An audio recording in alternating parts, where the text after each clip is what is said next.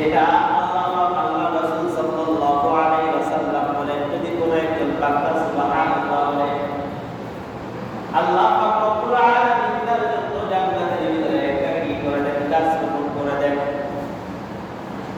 এই গাছটা এত বড় হয়, এত বড় হয়, এত বড় হয়, আল্লাহ রাসূল তাদের জন্য বলে, তো দুনিয়ার মানুষেরা ও আমার উম্মতেরা, তোমরা শুনিয়া রাখো, এটা এত বড় গাছ হয়ে যায়, এটা এত বড় গাছ হয়ে যায়।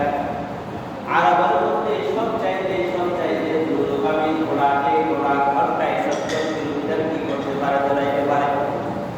এই ঘোড়া যদি একজন কে বলেন 100 বছর, কে বলেন 500 বছর, এই দ্রুতগামী ঘোড়া যদি 200 বছর বা 100 বছর বা 500 বছর যদি কি করা দৌড়ানো হয়, এই দ্রুতগামী ঘোড়া 40টা ঘন্টা শুধু দৌড়াইতে থাকবে, খানা বন্ধ, জিরানো কোনো দিন সব কিছু বন্ধ।